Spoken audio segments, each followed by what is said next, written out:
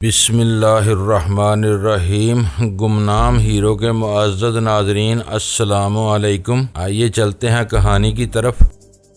یہ اجازت بھی اسٹیٹ گورنر ہی دیتا ہے، یہ ہماشا کے بس کی بات نہیں۔ وہ ایک لمحے کو سانس ہموار کرنے کی خاطر رکی، پھر سلسلہ کلام کو جاری رکھتے ہوئے بتانے لگی۔ مئی سے اگست تک اس رک میں اچھی خاصی رونق ہوتی ہے۔ پرائیویٹ گاڑیوں کو اس پارک میں داخلے کی اجازت نہیں۔ پارک کے مین گیٹ کے اندر ایک مخصوص مقام پر اپنی گاڑیوں کو چھوڑنا پڑتا ہے۔ حال سے پارک انتظامیہ نے اپنی شٹل بسیں چلا رکھی ہیں۔ پیلے رنگ کی یہ لمبی لمبی بسیں سیر و تفریح کی غرض سے پارک میں آنے والوں کو اپنے اندر سوار کر کے خوب گھماتی ہیں۔ یہ مسافروں کو مرضی پر منحصر ہے کہ وہ جہاں چاہیں بس روک کر اتر جائیں، واپسی میں کوئی مسئلہ پیش نہیں آتا۔ مذکورہ پیلی لمبی بسیں آتے جاتے ہر وقت مل جاتی ہیں۔ ازیں علاوہ اینکرج فیئر بینکس ایکسپریس نامی ایک ٹرین بھی دینالی نیشنل پارک کے ایک مخصوص حصے سے گزرتی ہے۔ یہ ٹرین اینکرج سے فیئر بینکس تک جاتی ہے۔ اس کے مسافر ٹرین کے اندر رہتے ہوئے دینالی پارک کے نظارے سے محظوظ ہوتے ہیں۔ تمہاری فراہم کردہ معلومات نہایت ہی دلچسپ اور فرحت بخش ہیں، لیکن افسوس کہ ہم جن حالات سے گزر رہے ہیں ان میں دینالی پارک کے روح پرور نظاروں کو انجوائے نہیں کر سکتے۔ میں نے ٹھہرے ہوئے لہجے میں کہا، تم مجھے یہ بتاؤ ہم پہاڑی سے نکل کر کدھر کا رخ کریں گے؟ میرا مطلب ہے دینالی نیشنل پارک کو چھوڑنے کے بعد ہم کہاں پہنچ جائیں گے؟ یہاں سے قریب ترین مقام اولڈ کریل ہے۔ ہم ماؤنٹ مکینلے سے باہر نکلنے کے بعد جنوب مشرق کی سمت سفر کریں گے اور شام سے پہلے اولڈ کریل پہنچ جائیں گے، راکیل نے بتایا۔ میں چونک اٹھا، شام سے پہلے کیا مطلب؟ ابھی تو صبح بھی نہیں ہوئی۔ کیا اولڈ کریل یہاں تک پہنچنے کے لیے ہمیں کوئی لمبا چوڑا فاصلہ طے کرنا ہوگا؟ فاصلہ بہت زیادہ نہیں اور اسے کم بھی نہیں کہا جا سکتا، وہ پرسوچ انداز میں بولی۔ اگر راستہ میدانی ہوتا اور موسم بھی خوشگوار ہو تو یہ فاصلہ 4-5 گھنٹے کی مار تھا، لیکن میں نے احتیاطاً موسم کی بےہودگی کو دیکھتے ہوئے تمہیں زیادہ وقت بتایا ہے۔ ممکن ہے اس سے پہلے ہی ہم اولڈ کریل میں موجود ہوں۔ تم نے جنوری کی مناسبت سے دینالی پارک کے جو حالات بتائے ہیں ان کی روشنی میں کہا جا سکتا ہے کہ ہم دونوں ہی اس پارک میں محو سفر نظر آئیں گے۔ میں نے ایک ممکنہ خدشے کا اظہار کرتے ہوئے کہا، کیا اس صورت میں ہم دشمنوں کی توجہ کا مرکز نہیں بن جائیں گے؟ اس بات کے تھوڑے بہت امکانات تو ہیں، وہ اپنے سر کو اثباتی جنبش دیتے ہوئے بولی۔ اسی اندیشے کے پیش نظر میں نے یہ حلیہ بنایا ہے، ہمیں دور سے دیکھنے والا کوئی بھی شخص یہی سوچے گا ہم مہم جوئی کے شائق دو ایسے افراد ہیں جنہیں زندگی سے زیادہ اپنے شوق سے پیار ہے۔ ایسے سرفروں کی دنیا میں کوئی کمی نہیں وجدان۔ وہ ایک لمحے کو متوقف ہوئی، پھر اپنی بات جاری کرتے ہوئے بولی، ہمیں تھوڑا بہت رسک تو لینا ہی پڑے گا وجدان۔ راستے میں اگر کوئی افتاد آن پڑی تو آن دی سپاٹ اس سے بھی نمٹ ہی لیں گے۔ میں شاکزدہ نظروں سے اسے گھورنے لگا، وہ بے چین ہو گئی اور جلدی سے بولی، تم مجھے ایسے کیوں دیکھ رہے ہو؟ واضح رہے کہ اس منصوبہ بندانہ باہمی گفتگو کے دوران میں ہم نے چشمے اتار رکھے تھے اور ایک دوسرے کی آنکھوں میں دیکھتے ہوئے بات کر رہے تھے۔ میں نے بدستور راکیل کی آنکھوں میں گھورتے ہوئے کہا، تم جس ترتیب اور تفصیل کے ساتھ اپنے عزائم کا اظہار فرما رہی ہو اس سے تو یہی ظاہر ہوتا ہے کہ تم نے پہلے ہی میرے ساتھ جانے کے بارے میں سوچ رکھا تھا۔ یہ تیاری اور تام جام تمہارے ارادے کی چغلی کھاتے ہیں۔ کیا میں غلط کہہ رہا ہوں؟ اس نے اقرار کیا اور نہ ہی انکار۔ گہری سنجیدگی سے بولی، وجدان میری نیت پر شک نہ کرو، یہ سب کچھ ایک سنگین اتفاق کے تحت ہو رہا ہے۔ میں نے جو کچھ بھی کیا تمہاری بہتری اور فائدے کے لیے کیا ہے۔ پلیز اس سلسلے میں سوال کر کے میرے ذہن کو ڈسٹرب نہ کرو، میں انتہائی سکون کے ساتھ بہت کچھ سوچنا چاہتی ہوں۔ میں ان لمحات میں کون سا ریاضی کا مسئلہ درپیش ہے؟ میں نے قدرے تیز آواز میں پوچھا۔ وہ منت ریز لہجے میں بولی، میں نے کہا نا وجدان، مجھے توجہ سے آگے کے بارے میں سوچنے دو، میں تمہیں صحیح سلامت اپنے بڑوں کے سپرد کرنا چاہتی ہوں۔ ہم اس پارک سے نکلنے میں کامیاب ہو جائیں، پھر میں کسی طرح اپنے سینئر سے رابطہ کروں گی۔ وجدان تم فکر نہ کرو، میں تمہیں کسی قسم کی شکایت کا موقع نہیں دوں گی۔ فکر کیسے نہ کروں راکیل؟ بالآخر دل کی بات میری زبان پر آ ہی گئی۔ میں بڑی دیر سے ضبط کیے بیٹھا تھا، میں یہاں سے اکیلا روانہ ہو رہا ہوں۔ میری ساتھی ساحل کا کچھ پتہ نہیں، وہ کہاں ہے اور کس حال میں ہے؟ وہ تسلی آمیز لہجے میں بولی، ساحل کا بھی سراغ سراغ مل جائے گا۔ میں وعدہ کرتی ہوں کہ تمہاری ساتھی کو تم تک پہنچانے میں تم سے بھرپور تعاون کروں گی۔ مجھے پوری امید ہے میرے بڑے ساحل کی موجودہ پوزیشن سے ضرور آگاہ ہوں گے۔ مجھے ذرا ان تک رسائی حاصل کر لینے دو، پھر ریمنڈ اور ساحل کی مسٹری پر سے پردہ اٹھ جائے گا۔ راکیل کا ایک ایک لفظ خلوص اور اپنائیت سے بھرا ہوا تھا۔ اس کے دوستی سے لبریز لہجے نے مجھے کوئی اور سوال نہ کرنے دیا اور میں خاموش نظر سے اسے تکنے لگا۔ یہ ایک طرح سے اس کا ساتھ دینے کے لیے میری رضامندی تھی۔ اس نے کہا اولڈ کریل مین روڈ یعنی ہائی وے 3 پر واقع ہے۔ اگر ہم اینکریج سے فیئر بینکس کی طرف جائیں تو یہ مقام کری کے بعد پڑتا ہے۔ کری وہ جگہ ہے جہاں سے ربی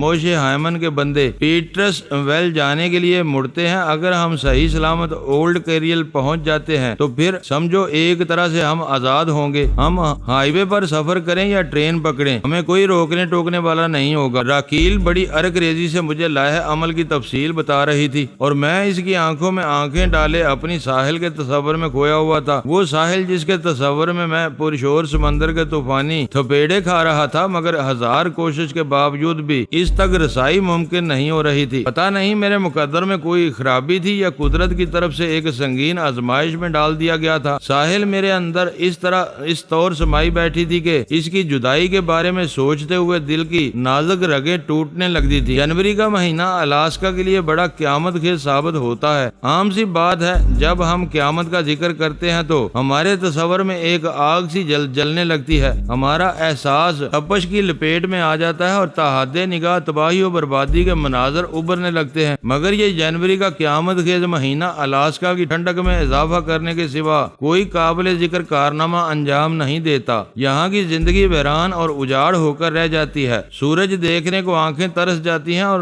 رات دن کا شمار گھڑیوں کا مرہون منت ہو کر رہ جاتا ہے۔ ہم محض گھڑی میں وقت دیکھ کر ہی اندازہ لگا سکتے ہیں کہ اس لمحے دن یا رات، صبح یا شام، کیسی محتاج اور بے بسی کی زندگی ہے۔ میں نے اپنی ریسٹ واچ پر نگاہ ڈالی، شام کے 5 بجنے والے تھے۔ دیگر ضروری اشیاء کے ساتھ ہی یہ گھڑی بھی راکیل نے مجھے دی تھی۔ ہم خدا کر کے دنالی نیشنل پارک سے نکل آئے تھے۔ اس وقت ہم اولڈ کریل میں ہائی وے 3 کے کنارے کھڑے تھے۔ ماؤنٹ مکینلے سے اولڈ کریل تک جنوب مشرق میں ہم نے دنالی نیشنل پارک کا جو حصہ پاٹا تھا، اس کی کٹھنائیوں کی تفصیل میں جانے کا کوئی فائدہ نہیں تھا۔ کٹھنائیاں تو آخر کٹھنائیاں ہی ہوتی ہیں، چھوٹی یا بڑی ہونے سے کیا فرق پڑتا ہے۔ اللہ کا لاکھ لاکھ شکر تھا کہ کسی ناخوشگوار واقعے کے ظہور کے بغیر ہم بخیر و عافیت اپنی منزل پر پہنچ گئے تھے، یعنی میرے تئیں ایک نامعلوم منزل کے پہلے زینے پر۔ ہم ہائی وے کے کنارے جس مقام پر کھڑے تھے وہاں قریب ہی ایک گیس اسٹیشن نظر آ رہا تھا۔ امریکہ والے پیٹرول پمپ کو گیس اسٹیشن کہتے ہیں۔ بہرحال مذکورہ گیس اسٹیشن کے ساتھ ہی ایک چھوٹا سا جنرل سٹور بھی موجود تھا۔ راکیل میری طرف دیکھتے ہوئے بولی، وجدان تم 2 منٹ یہاں رکو، میں ذرا سٹور میں جا رہی ہوں۔ کیا کوئی کھانے پینے کا سامان خریدنے جا رہی ہو؟ میں نے پوچھا۔ ہمارے بیگز میں اشیاء خورد و نوش کا اچھا خاصا ذخیرہ موجود تھا۔ سب سے زیادہ مقدار ڈرائی فروٹس کی تھی جو اس موسم میں زندگی کی حرارت قائم رکھنے کے لیے از حد ضروری تھا۔ راکیل نے میرے سوال کا جواب دیتے ہوئے کہا، میں سٹور میں اپنے بڑوں کو ایک فون کر کے موجودہ صورت حالات سے آگاہ کرنا چاہتی ہوں۔ کیا اتنی اہم باتیں سٹور کے فون پر کرنا ٹھیک ہے؟ اس برفیلے موسم میں یہ سٹور ویران ہوگا۔ راکیل نے کہا، مجھے نہیں امید کہ ایک سیلز مین کے علاوہ بھی اندر کوئی موجود ہو، پھر میں نہایت ہی مختصر اور کام ہی کی بات کروں گی۔ ان لوگوں سے جلد از جلد رابطہ کرنا بہت ضروری ہے، میں نے ایک فوری اور اچھوتے خیال کے تحت کہا۔ راکیل، پہلے میں ایک فون کر کے آتا ہوں، اس کے بعد تم جانا۔ اس وقت میرا ذہن نہایت ہی برق رفتاری سے کام کر رہا تھا۔ تم کسے فون کرنا چاہتے ہو؟ وہ حیرت امیز نظر سے مجھے دیکھتے ہوئے بولی، ربی کو۔ میں نے سنسناتے ہوئے لہجے میں کہا، ربی موشے ہائمن۔ اس کی آنکھیں تعجب سے پھیل گئیں۔ میں نے اس بات میں سر ہلایا۔ وہ تشویشناک لہجے میں بولی، یہ بہت ہی خطرناک ہوگا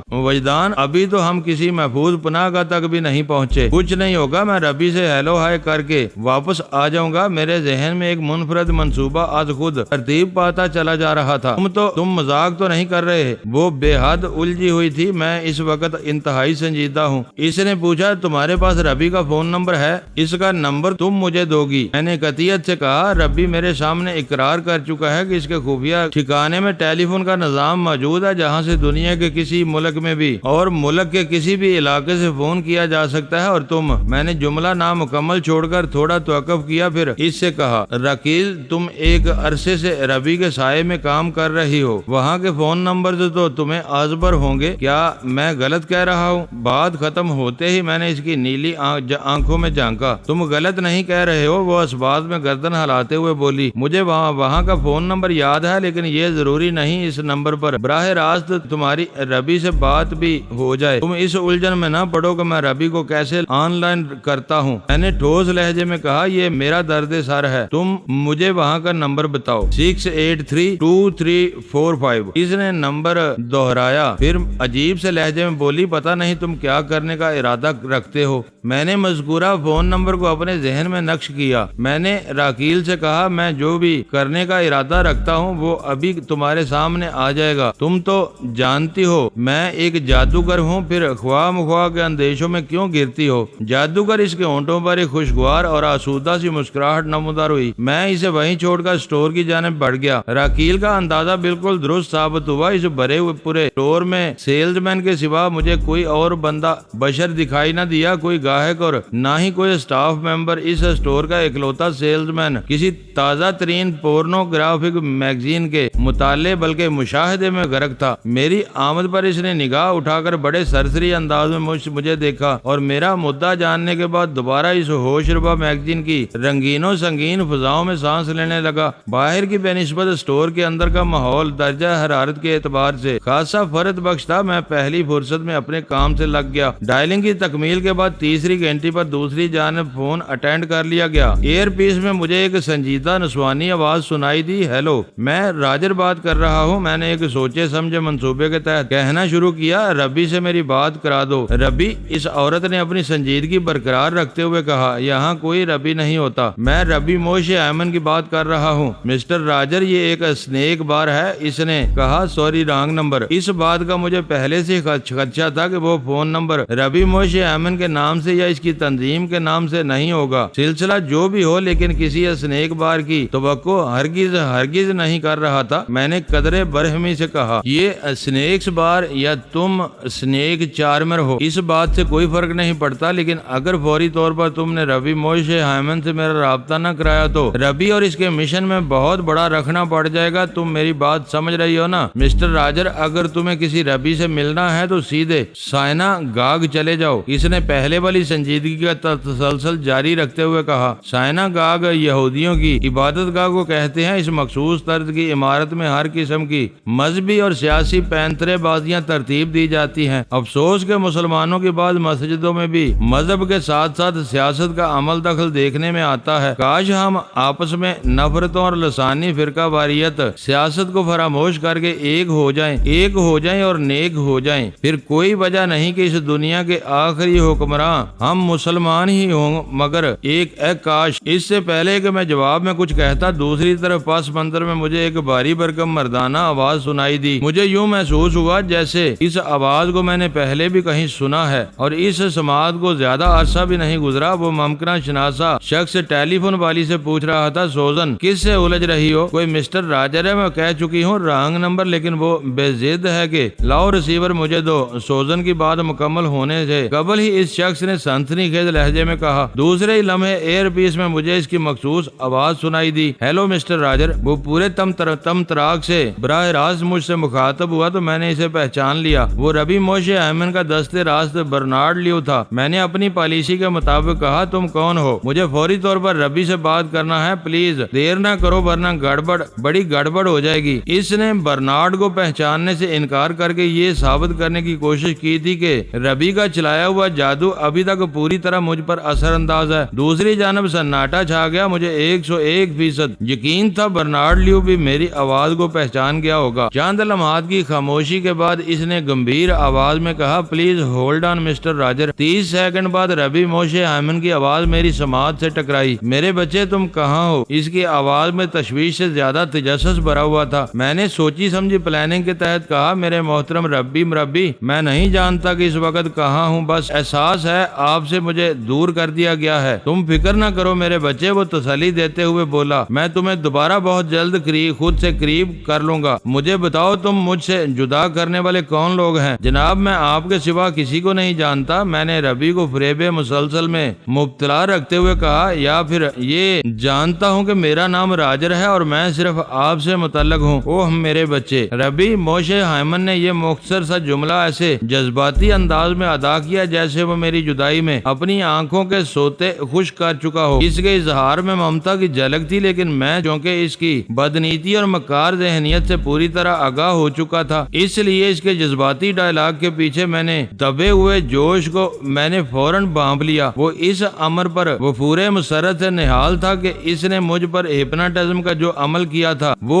100% کامیاب رہا تھا۔ یہ چی اور یوگا کی نوازش تھی کہ میں مضبوط اعصابی کا مظاہرہ کر کے ایک سپر سانک گیم کھیل رہا تھا۔ ربی موشے ہائمن جیسے جید عالم کو چکر دینا کوئی آسان بات نہیں تھی۔ میں نے اپنی آواز میں اس گم گشتہ بچے کی غمگین اداسی اور یاسیت بری جو بڑے پورے میلے میں اپنی ماں کی انگلی چھوٹ جانے سے بچھڑ جاتا ہے۔ میرے ربی میں بہت پریشان ہوں، مجھے اپنے پاس بلا لیں۔ میں ابھی بلاتا ہوں، وہ منافقت امیز رقت کا جلوہ دکھاتے ہوئے بولا۔ جب تک مجھے یہ معلوم نہیں ہوا تمہیں کیسے اور کن لوگوں نے مجھ سے جدا کیا ہے، میں تمہیں ٹریس نہیں کر سکوں گا۔ پریشانی سے نکلو اور ذرا غور کر کے مجھے بتاؤ تمہارے ساتھ کیا واقعات پیش آئے ہیں۔ میں نے اپنی اداکاری کے جوہر دکھاتے ہوئے بے بسی سے کہا، میں ان لوگوں سے واقف نہیں ہوں، انہوں نے مجھے بے ہوش کرنے کے بعد وہاں سے نکالا تھا۔ اس وقت تم کہاں سے فون کر رہے ہو؟ میں ان مقامات کے بارے میں کچھ نہیں جانتا، میں نے تاملانہ انداز میں کہا۔ میں ایک سٹور سے آپ کو فون کر رہا ہوں۔ ادھر روڈ پر میں نے ہائی وے 2 کا ایک بورڈ نصب دیکھا ہے اور اس کے نیچے بڑے جلی حروف میں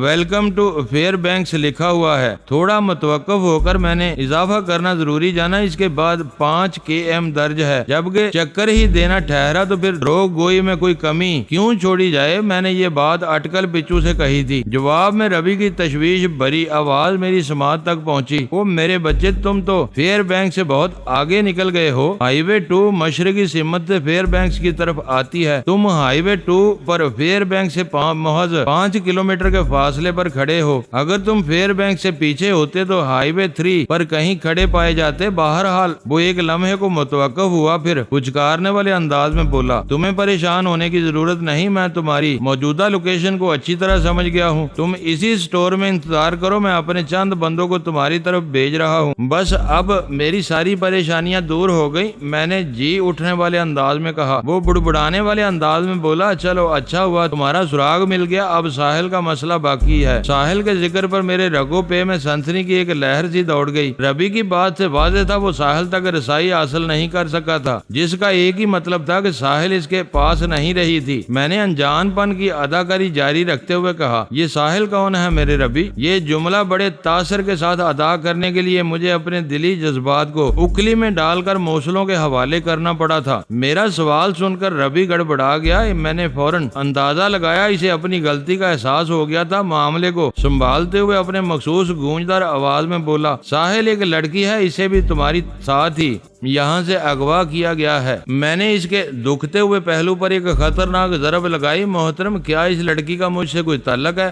اسے میرے ساتھ کیوں اغوا کیا گیا؟ میں تو کسی ساحل کو نہیں جانتا۔ تم واقعی اس لڑکی سے واقف نہیں ہو؟ وہ اپنی غلطی کو چھپانے کے لیے لیپا پوتی کرتے ہوئے بولا، اور نہ ہی اس کا تم سے کوئی تعلق ہے۔ ابھی تم اپنے ذہن کو مت تھکاؤ، جب میں تمہیں واپس بلا لوں گا تو اس بارے میں ہم تفصیلی بات چیت کریں گے، اوکے؟ وہ اپنی لغزش پر قابو پا چکا تھا۔ میں نے تشکر امیز لہجے میں کہا، تھینک یو مائی ریسپیکٹڈ ربی۔ اس نے چونکے ہوئے لہجے میں سوال کیا، تمہیں اغوا کرنے والے اب کہاں ہیں؟ انہوں نے تمہیں آزاد کیوں چھوڑ رکھا ہے؟ میں کچھ نہیں جانتا میرے ربی، میں نے معذوری ظاہر کرتے ہوئے کہا۔ جب مجھے ہوش آیا تو میں نے خود کو اس ہائی وے کے کنارے پر کھڑے پایا ہے اور پہلی ہی فرصت میں آپ کو فون کر رہا ہوں۔ بڑی عجیب سی صورتحال ہے، وہ جھنجھلاہٹ امیز لہجے میں بولا، پھر تشویشناک انداز میں پوچھا، تمہیں یہاں کا ٹیلی فون نمبر کس نے دیا؟ میں نے حاضر دماغی کا عظیم مظاہرہ کرتے ہوئے کہا، آپ نے محترم ربی وج اگر یہ تم کیا کہہ رہے ہو؟ ربی کے لہجے میں موجود تعجب نے مجھے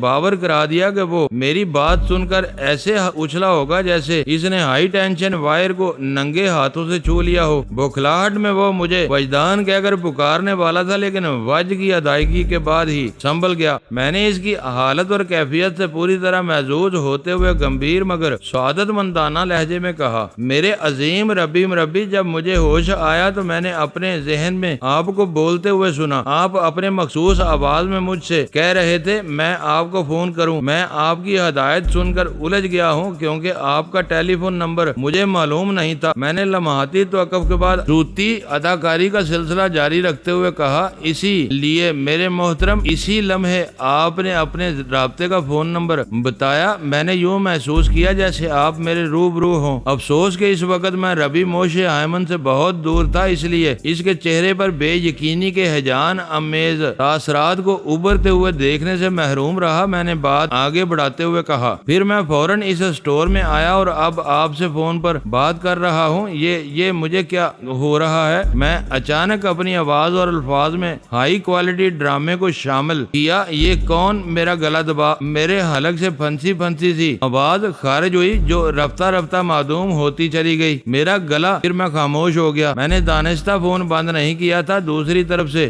ربی کی گھبراہٹ آواز ابھر رہی تھی۔ وہ مجھے پکار رہا تھا اور اس پکار میں احتیاط کا دامن اس کے ہاتھ سے نکل گیا تھا۔ راجر، کیا تم میری آواز سن رہے ہو؟ تم میری بات کا جواب کیوں نہیں دے رہے ہو؟ راجر، تم ٹھیک تو ہو؟ وجدان، راجر، وجدان، تمہیں کیا ہو گیا ہے؟ میں نے دھیرے سے ریسیور کریڈل کر کے ٹیلی فون کا سلسلہ موقوف کر دیا۔ میں نے اگرچہ ربی سے کلام کرتے ہوئے اپنی آواز کو خاصا دھیما رکھا تھا، پھر بھی ہمارے درمیان جس قسم کی گفتگو ہوئی تھی اس سے سیلز مین کا چونک جانا لازمی تھا، مگر وہ اللہ کا بندہ اور ہوس کا غلام اسی طرح نیوڈ میگزین پر سر جھکائے خاموشی سے لا تعلق بیٹھا تھا۔ میں نے اسے اور اس کے شوق کو دل ہی دل میں شاباشی دی اور اسٹور سے باہر نکلنے کے لیے پلٹا تو رکیل پر نگاہ پڑ گئی۔ شاید وہ باہر کے شدید موسم سے اکتا کر اندر آ گئی تھی۔ بہرحال اس کا یہ فیصلہ درست تھا۔ میری نظر سے اس کی نظر ملی تو وہ معنی خیز انداز میں مسکرا دی۔ اس کی آنکھوں میں جھلکنے والے رنگوں نے مجھے بتایا کہ سیلز مین نے نہ صحیح لیکن راکیل نے بڑے خوش و خضوع سے میری بات سنی تھی۔ جواباً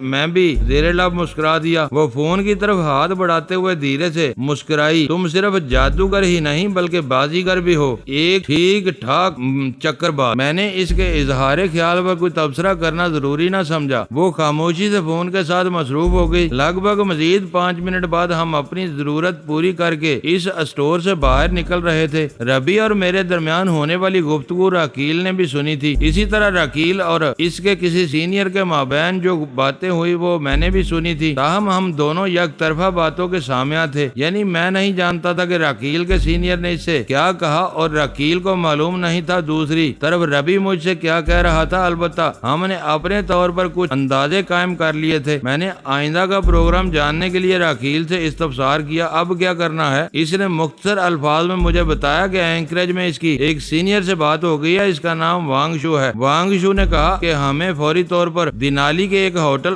ہارپر لاج پہنچنا ہے۔ ٹھیک 5 منٹ بعد وہ ہمارے لیے ایک گاڑی بھیج رہا ہے جو ہمیں بحفاظت دینالی کے مذکورہ ہوٹل پہنچا دے گی۔ اس ہوٹل کے ریسیپشن پر پی یانگ نامی ایک لڑکی سے ہمیں ملنا ہوگا، باقی کا اسکیجول وہ لڑکی ہی ہمیں بتائے گی۔ راکیل خاموش ہوئی تو میں نے پوچھا، کیا تم نے اینکریج میں اپنے کسی بڑے سے بات کی ہے؟ بڑے کے اسسٹنٹ سے اس نے بتایا، اینکریج میں ڈاکٹر مونگ ریفوشے اس مشن کو کنٹرول کر رہا ہے۔ وانگ شو ڈاکٹر کا اسسٹنٹ ہے، اس نے بتایا ہے۔ فی الحال اینکریج میں ہمارا داخلہ بہت خطرناک ہوگا۔ یہودیوں کی GDP نامی تنظیم پوری طرح سرگرم ہو چکی ہے اور وہ بڑی شد و مد سے ہمیں تلاش کر رہے ہیں۔ کیا وانگ شو نے ریمنڈ یا ساحل کے بارے میں کچھ بتایا؟ میں نے پوچھا۔ نہیں، وہ نفی میں گردن ہلاتے ہوئے بولی، اس سے تمہاری سامنے ہی تو بات ہوئی ہے۔ ہوٹل پہنچ کر میں ڈاکٹر مونگ سے تفصیلی بات کروں گی، مجھے اپنی پوزیشن بھی کلیئر کرنا اور آئندہ کے لیے ہدایت بھی لینا ہے۔ ربی اور اس کی تنظیم میں واپسی کا تو سوال ہی پیدا نہیں ہوتا۔ حالات اس طور پیش آئے تھے کہ واقعی راکیل اب یہودیوں کی نظر میں معتوب ٹھہر چکی تھی۔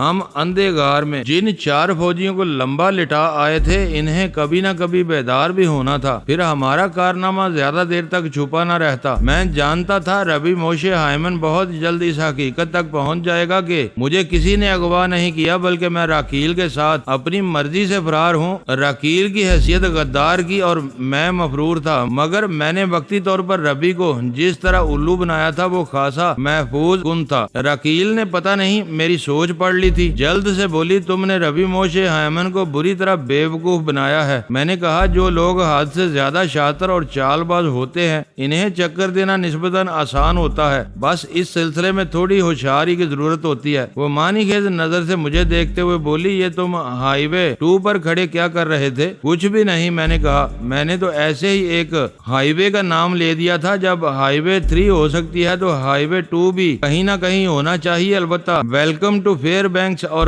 5 کلومیٹر کے سلسلے میں میں نے سراسر تکا لگایا تھا۔ پتہ نہیں یہ تمہارا تکا کس قسم اور کس مزاج کا ہے؟ وہ عجیب سے لہجے میں بولی۔ کیوں، کیا ہو گیا؟ میں نے سنجیدگی سے پوچھا۔ وہ بولی کیا اپنی سمت اور رخ کو ایک لمحے کے لیے نہیں بھولتا، سیدھا نشانے پر جا کر ٹکتا ہے۔ بات ختم کر کے وہ مجھے ٹٹولنے والی نظر سے تکنے لگی۔ تم کہنا کیا چاہتی ہو؟ میں الجھ گیا۔ کیا میں نے اس تکے کے پردے میں کوئی حقیقت کھول دی ہے؟ تمہارے اندازے سے تو محسوس ہو رہا ہے کہ ویلکم ہائی وے اور 5 کلومیٹر میں بڑا دم ہے۔ وہ گمبھیر لہجے میں بولی کوئی ایسا ویسا دم؟ پھر ایک لمحے کے توقف سے اس نے اضافہ کرتے ہوئے بتایا ہائی وے 3 کی طرح الاسکا میں ہائی وے 2 بھی موجود ہے، اور واقعی یہ روڈ فیئر بینک سے نکلتی ہے۔ ہائی وے 2 جنوب مشرق میں ایک طویل فاصلہ طے کرنے کے بعد سیدھی کینیڈا کی سرحد سے جا ملتی ہے۔ راستے میں ڈیلٹا جنکشن پر اسی ہائی وے 4 نکلتی ہے جو انتہائی جنوب میں کانا کی طرف جاتی ہے۔ کینیڈا سے تھوڑا پہلے ہائی وے 2 میں سے ٹوک کے مقام پر ہائی وے 1 نکلتی ہے جو جنوب مغرب میں چلتے چلتے بالآخر گلگانا سے جا ملتی ہے۔ ہائی وے 1 ٹوک اور گلگانا ملا کر وہی کام سر انجام دیتی ہے جو ہائی وے 4 ڈیلٹا جنکشن اور گلگانا کو آپس میں ملانے پر انجام دیتی ہے۔ اور سب سے حیران کن بات یہ ہے کہ وہ بات ادھوری چھوڑ کر تھوڑا متوقف ہوئی، پھر ٹھہرے ہوئے لہجے میں بولی ہائی وے 2 پر فیئر بینک سے 5 کلومیٹر پہلے واقعہ ویلکم فیئر بینکس کا بورڈ نصب ہے۔ اوہ، میں نے اس کے انکشاف پر چونک کر اسے دیکھا، پھر اپنے چہرے کے تاثرات کو کنٹرول کرتے ہوئے کہا محض ایک اتفاق ہے، محض نہیں بلکہ خاصا جاندار اتفاق ہے۔ وہ میری آنکھوں میں دیکھتے ہوئے بولی۔ میں نے موضوع کو ٹویسٹ کرتے ہوئے کہا کیا تم نے جیوگرافی اور جیولوجی میں کچھ کر رکھا ہے؟ لگتا ہے تم نے الاسکا چپا چپا دیکھ رکھا ہے، مجھ سے زیادہ تم نے۔ وہ زومانی لہجے میں بولی اور بدستور کھوجتی ہوئی نظر سے مجھے دیکھتی رہی۔ میں اس کی نگاہ میں بے یقینی پائی جاتی تھی۔ مجھے نہیں لگتا تم پہلی مرتبہ الاسکا آئے ہو۔ اس سے پہلے کہ میں کچھ کہتا وانگ شو کی بھیجی ہوئی گاڑی آ گئی۔ وہ تھرفٹی کار رینٹل کمپنی کی ایک چاقو چوبند گاڑی تھی جس کی سائیڈ میں تھرفٹی کمپنی کا مخصوص مونوگرام بنا ہوا تھا۔ مذکورہ گاڑی لاش پاش تھی، تاہم الاسکا کے موسم اور فضا میں موجود دھند کوہر نے اس کی چمچماہٹ میں کو ملگجا دیا تھا۔ گاڑی کی ڈرائیونگ سیٹ پر ایک باری تن و توش کا مالک شخص براجمان تھا۔ ڈرائیور نے گاڑی کے اندر ہی رہتے ہوئے راکیل کو ایک مخصوص اشارہ کیا۔ راکیل نے اسبات میں سر ہلایا اور سرگوشیانہ لہجے مجھ سے کہا وجدان میں اسے جانتی ہوں، یہ ہمارا ہی بندہ ہے لیکن بظاہر کار رینٹل کمپنی میں ملازم ہے۔ اس کا نام گاچی ہے، چلو گاڑی میں بیٹھتے ہیں۔ میں نے راکیل کی تقلید کی اور اگلے ہی لمحے ہم دونوں گاڑی کی عقبی نشست پر پہنچ چکے تھے۔ گاچی نے مطمئن انداز میں گاڑی آگے بڑھا دی، پھر دیکھتے ہی دیکھتے وہ گاڑی ہوا سے باتیں کرنے لگی۔ یہ ہوا سے باتیں کرنا دھیمی سرگوشیوں سے زیادہ اہمیت نہیں رکھتا تھا، غیر برفانی علاقوں کی نسبت سے یہ رفتار کچھ بھی نہیں تھی۔ البتہ الاسکا میں خصوصاً جنوری میں اتنی رفتار کا تصور بھی نہیں کیا جاتا۔ ہمارا رخ اولڈ کیریل سے دی نالی کی جانب تھا، گویا ہم انتہائی شمال کی سمت بڑھ رہے تھے۔ گاڑی میں بیٹھنے کے بعد راکیل نے خاموشی اختیار کر لی تھی۔ میں نے بھی نشست کی پشتگاہ سے ٹیک لگا کر آنکھیں بند کر لی۔ گاڑی کے اندر مخصوص حرارت کے سبب بڑا خوشگوار موسم تھا۔ پتہ نہیں اس وقت راکیل کے ذہن میں کیا چل رہا تھا۔ میں ربی اور ساحل کے بارے میں سوچنے لگا۔ ربی موشے ہائمن میری بچھائے ہوئے ٹریپ میں الجھ کر رہ گیا تھا۔ اس نے گفتگو کے آخری مرحلے میں ہیجان خیز بکھلاہٹ کے زیر اثر مجھے راجر کی بجائے وجدان کہہ کر مخاطب کیا تھا، گویا احتیاط کا دامن اس کے ہاتھ سے چھوٹ گیا تھا۔ ربی کی اس مضطرب سوچ کا تصور کر کے مجھے بے حد مسرت حاصل ہوئی۔ وہ یہودیوں کا ایک جید عالم تھا، ہر مذہب کے عالم واجب الاحترام ہوتے ہیں، لیکن ربی موشے ہائمن کی اصلیت مجھ مجھ پر کھل چکی تھی، میں نے اپنی مضبوط قوت ارادی سے کام لے کر اس کی خطرناک سازش کو بے نقاب کر دیا تھا، اس لیے میرے دل میں اس کے لیے احترام کا جذبہ پیدا نہیں ہو سکتا تھا۔ ربی کے مطابق ساحل بھی اس کے ہاتھ سے نکل گئی تھی اور اب تک اس کا کوئی سراغ نہیں ملا تھا۔ میں مائیکل اور نیلسن کی لاشوں کو تاریک غار میں چھوڑ آیا تھا۔ ریمنڈ اور ساحل کی پر اسرار گمشدگی سمجھ میں نہیں آ رہی تھی۔ غار کے حالات سے تو یہی ظاہر ہوتا تھا کہ مائیکل اور نیلسن کو ریمنڈ ہی نے موت کے گھاٹ اتارا تھا، کس مقصد کی خاطر؟ اس سوال کا سیدھا سیدھا جواب ذہن میں یہ آتا تھا، ساحل کے حصول کی خاطر، مگر اس جواب کے بعد الجھنوں کا ایک لامتناہی سلسلہ چل نکلتا تھا۔ ریمنڈ نے اپنے دو ساتھیوں کو ہلاک کیوں کیا؟ وہ ساحل کو کیوں حاصل کرنا چاہتا تھا؟ میں ابھی تک ریمنڈ کو راکیل کے کیمپ کی کالی بھیڑی سمجھ رہا تھا اور توقع یہی تھی کہ وہ ساحل کو ربی موشے ہائمن کی خدمت میں پیش کرے گا، لیکن ربی کی جھنجھلاہٹ نے یہ راز کھول دیا تھا کہ ساحل اس کے پاس نہیں پہنچائی گئی تھی۔ پھر ریمنڈ ساحل کو لے کر کہاں چلا گیا؟ ایک توجہ طلب سوال یہ بھی تھا کہ ریمنڈ اس اندھے بارودی غار سے نکلا کیسے تھا؟ فی الحال میرا ذہن ایسے کسی بھی سوال کا جواب دینے سے قاصر تھا۔ میری سوچ ایک مخصوص دائرے میں گردش کر رہی تھی، وہ ان سوالات سے نمٹنے ہوئے لاجواب ہو جاتی اور ایک مرتبہ پھر 0 پوائنٹ سے اپنا کام آغاز کر دیتی۔ پتہ نہیں یہ کیسا دائرہ تھا جس کے اندر میں مقید ہو کر رہ گیا تھا۔ مجھے صرف یہ نظر آ رہا تھا، مذکورہ دائرہ ساحل کے گرد گھومتا تھا، گویا وہ ان لاجواب سوالات کے حلقے میں بند تھی، ایک ندیدہ حصار کے نرگے میں تھی۔ کاش میری باہوں کے حصار میں بند ہو جاتی۔ ہارپر لاج ہوٹل کے عظیم الشان عمارت دینالی نیشنل پارک کے داخلی گیٹ کے نزدیک دریائے نینانا کے قریب واقع ہے۔ ریور ہائی وے 3 کے متوازی بہتا ہے۔ ہوٹل کے زیادہ تر کمروں سے اس برفانی دریا کا دلکش نظارہ کیا جا سکتا ہے۔ ہمیں ہارپر لاج کا کمرہ نمبر 303 ملا تھا، جہاں سے دریائے نینانا تا حد نگاہ دکھائی دیتا تھا۔ معزز ناظرین، لائک کریں، شیئر کریں اور کمنٹس باکس میں پاک آرمی زندہ باد، پاکستان پائندہ باد کا نعرہ ضرور درج کر کے اپنے ملک پر فخر کریں اور پاکستان کی بنیادیں مضبوط کرنے میں اپنا کردار ادا کریں۔ ویڈیو دیکھنے کا شکریہ۔ معزز ناظرین، اپنا خیال رکھیے گا اور ہمارے چینل کا بھی۔ ISI پاک آرمی زندہ باد، پاکستان پائندہ باد۔